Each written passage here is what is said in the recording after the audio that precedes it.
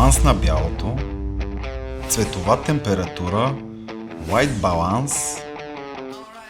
Всичкото това е едно и също нещо и в това видео ще си говорим точно за тази важна настройка на всяка камера.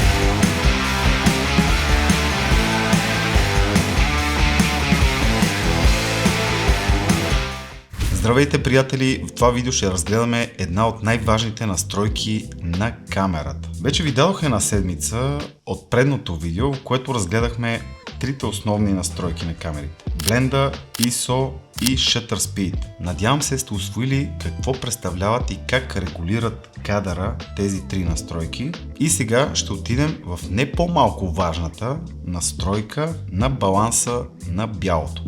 Какво представлява тази настройка? Това е цветова температура и като всяка температура се измерва в келвини, не в градуси, като да речем 3000 келвина е по-топлата част и 9000 келвина става малко по-студено. Не малко, а доста по-студено. В повечето камери има едни и същи пресети, които да ви помогнат бързо и лесно да направите правилната настройка на цветовата температура. Като ако отворите камерите си в момента, сигурно ще видите, че има тънгстън, което означава обикновените кружки с нажижаема жичка.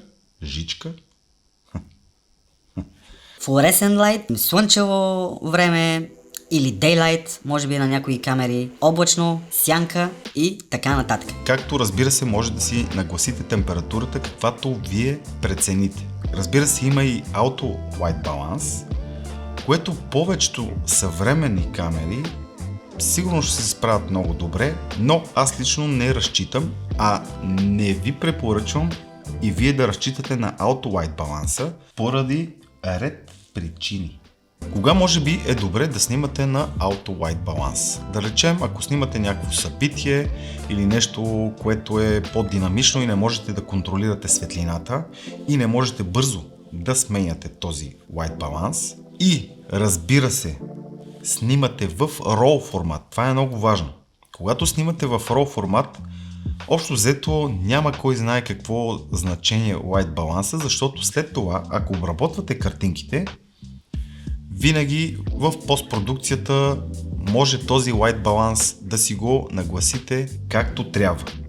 Но, да речем, ако снимате някакво събитие и снимате хем RAW, хем JPEG, тогава е хубаво да си нагласите White Balance, както е спрямо светлинните условия, защото на JPEG, тъй като вече информацията е компресирана, запечатана, много трудно този White Balance може да се оправи. И ако избяга някъде, и особено ако снимате на ауто, той може да бяга нагоре и надолу.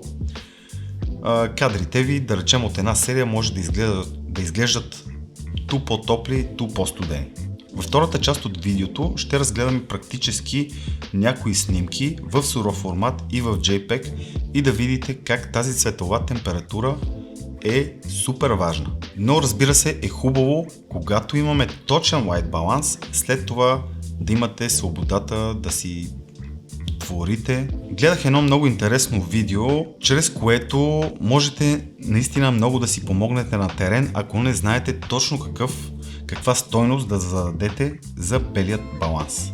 Повечето камери имат настройка да си въведете ръчно келвините, но имат и настройка, в която да зададете Custom White Balance на база някакъв цвят, който трябва да бъде неутрален в кадър.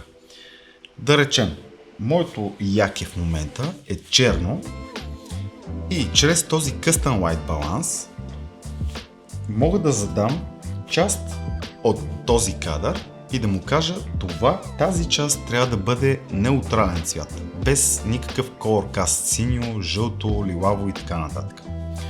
Но за това видео, където ви разправях, много яка хитринка има, ако държите в раницата си капачка, специално тази е на Sony, и тази капачка може да ви служи като сампълче за цветовият баланс. Като дадете част от капачката и кажете на камерата: ето това трябва да е неутрален цвят, и тя сама си задава нужните келвини. Друго, което може да ползвате и не е чак толкова скъпо, може да ползвате различни CV карти, цветови таблици. Аз лично за видеята и за някои от снимките ползвам една ето такава таблица, която е с цветовете и виждате, че долният ред е от бяло до черно. Някакъв неутрален цвят. Нека се прехвърлим сега в Photoshop и да ви покажа няколко варианта, няколко снимки и да си поиграем с тази така наречена цветова температура.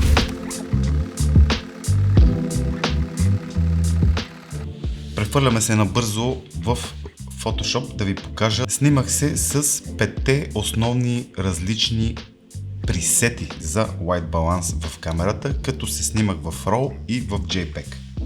Първото, мисля, че беше Daylight, както виждате 5250. Тук е интересното, трябва да видите в White Balance, тук в RAW файла ми отчита температурата каква е била. В JPEG като цъкнем, виждате как всичките тези стойности са 0, защото тази информация вече е в самия файл. Така, нека ги разгледаме. Тук на дневна светлина изглежда горе-долу добре, малко по-студеничко. Следващото е сянка. Виждате как, като кажете на апарата, че в момента се намирате в сянка, той се опитва да компенсира и прави кадрите малко по-жълтички. Следващото е на облачно. Следващото вече е доста студеничко, защото съм казал, че в момента жълта кружка ме осветява. И виждате как се опитва да компенсира. И последното е Fluorescent Light.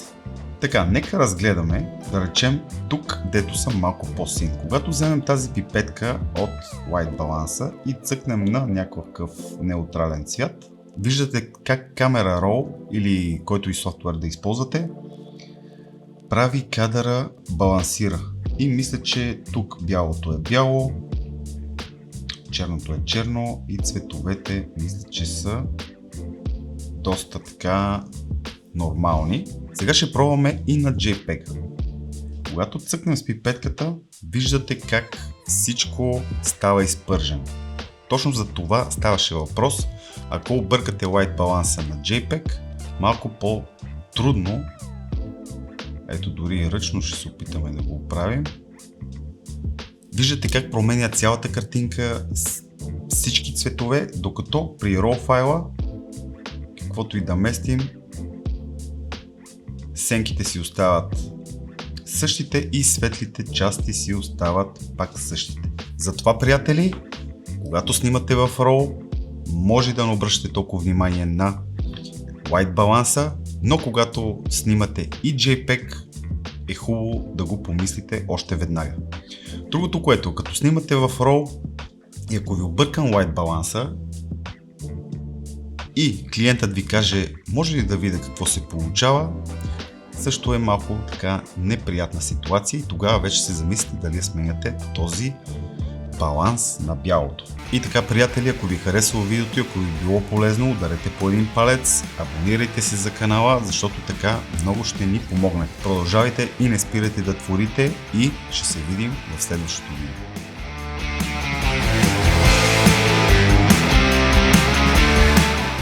Стоп рекординг.